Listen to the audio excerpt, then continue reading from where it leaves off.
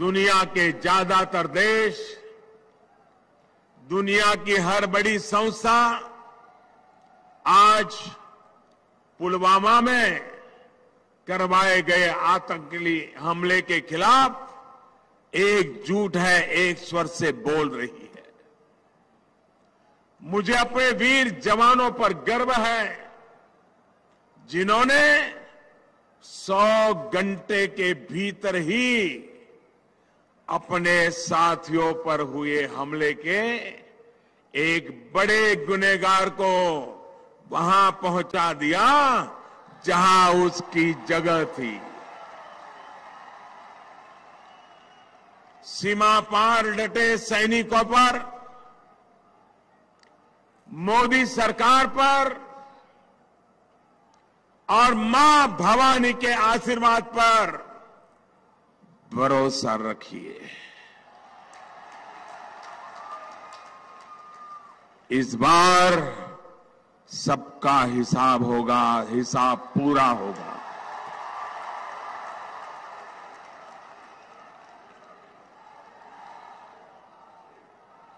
मैं राजस्थान के लोगों से जानना चाहता हूं,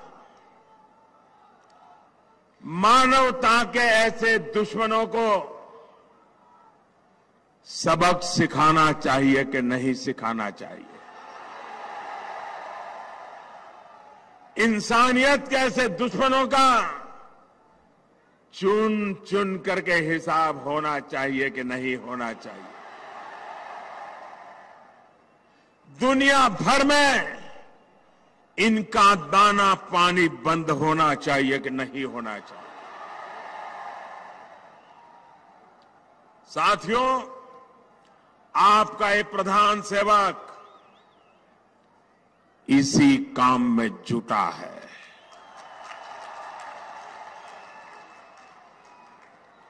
दुनिया में तब तक शांति संभव नहीं है जब तक आतंक की ये फैक्ट्री ऐसे ही चलती रहेगी।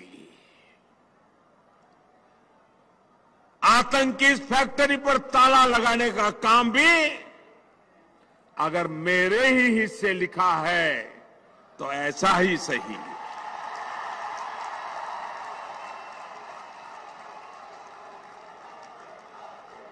आज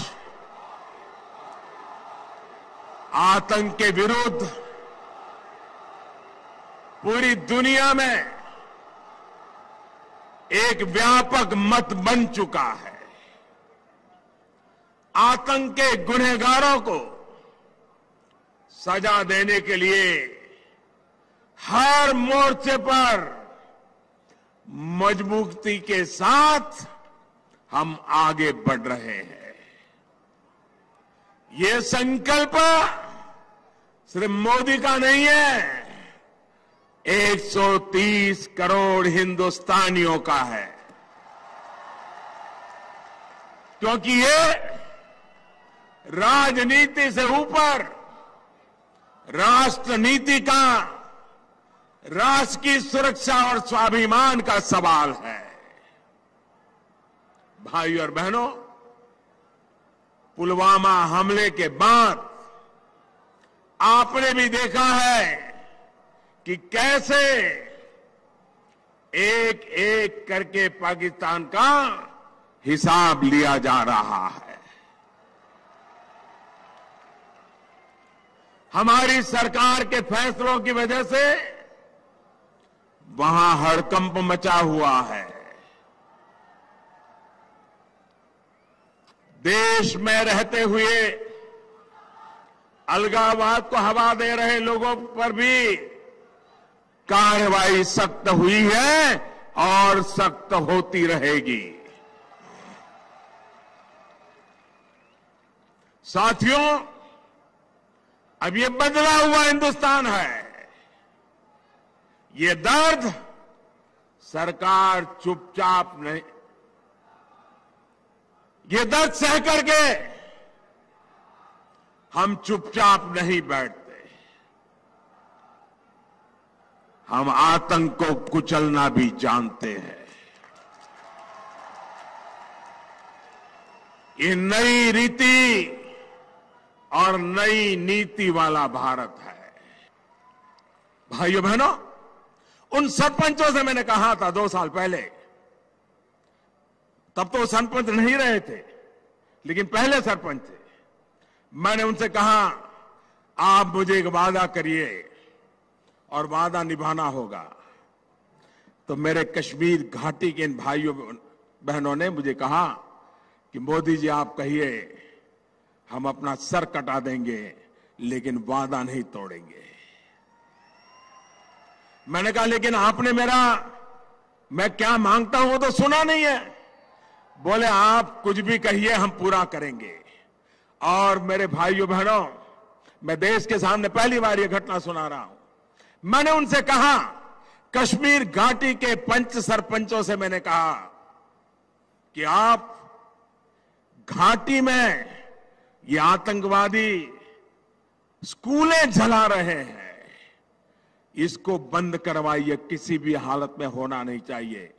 सबके सब पंच सरपंच ने मुझे कहा कि मोदी जी इसके बाद हम जान की बाजी लगा देंगे लेकिन आतंकवादियों को स्कूल जलाने नहीं देंगे।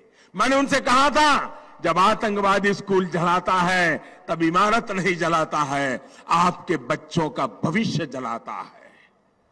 और आज मैं गर्व के साथ कहता हूं कि मेरे कश्मीर के घाटी के उस पंच सरपंचों ने आज 2 साल हो गए एक भी स्कूल जलने नहीं दिया है।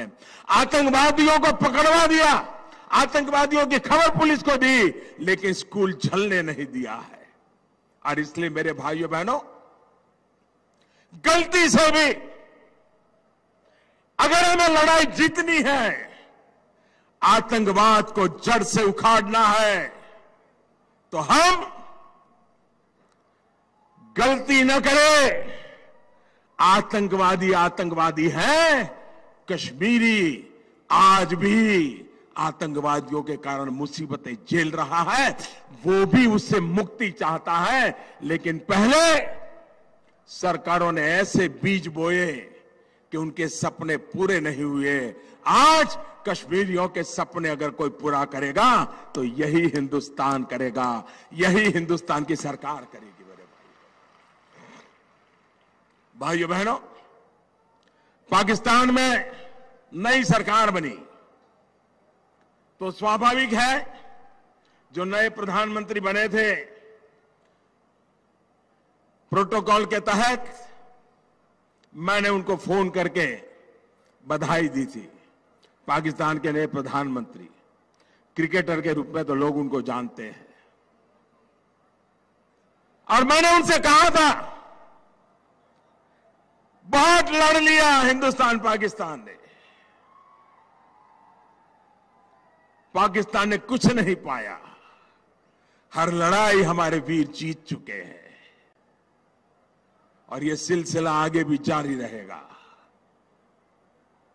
और मैंने उनसे कहा था कि अब आप तो राजनीति में आए हो, खेल की दुनिया से आए हो, आओ भारत और पाकिस्तान मिलकर के हम गरीबी के खिलाफ लड़े, अशिक्षा के खिलाफ लड़े, अश्रद्धा के खिलाफ लड़े।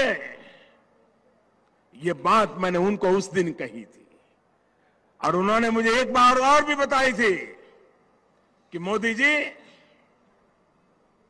मैं पठान का बच्चा हूं,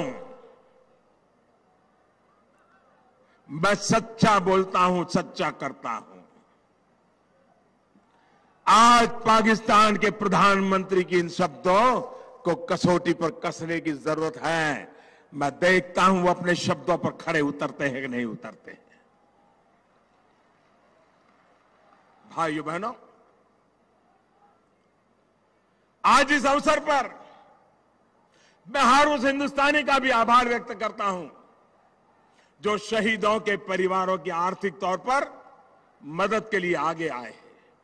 मुझे बताया गया है कि यहां टोंक के महंदवास गांव के लोगों ने भी काफी राशि इकट्ठी करके शासन को सौंपी है ताकि शहीदों के परिवारों की सहायता की जा सके।